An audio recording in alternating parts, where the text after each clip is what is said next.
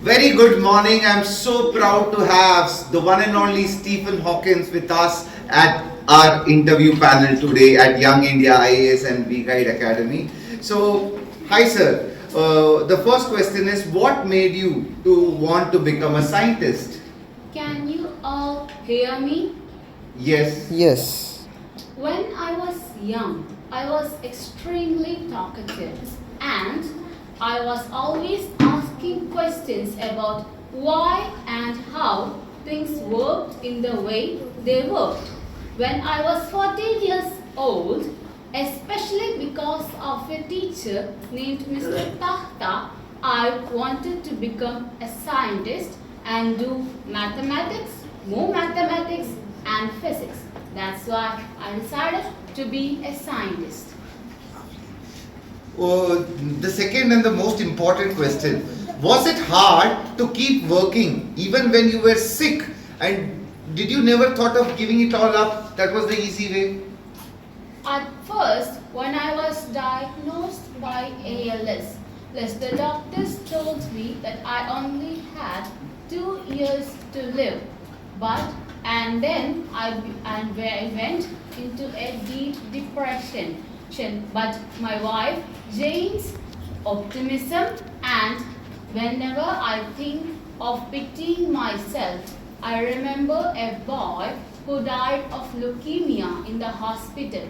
So Jane's optimism and the boy's memory always motivated me. And yes, it was indeed difficult working with ALS, but I always thought of it as a background noise.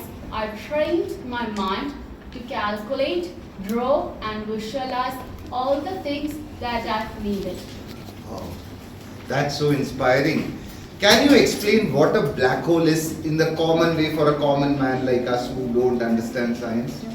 Most of us think that our sun is eternal, but indeed, at the end of around 100 billion years, our sun would die out of fuel. Imagine a star 10 times more massive than our sun run out of fuel. Then it will collapse under its own gravity, and then it will become so dense and so small that the gravity of it won't even let light escape from it. That when it becomes that, it is called a black hole. We cannot see a black hole, but we can experience and see the effect it has on space and time around it.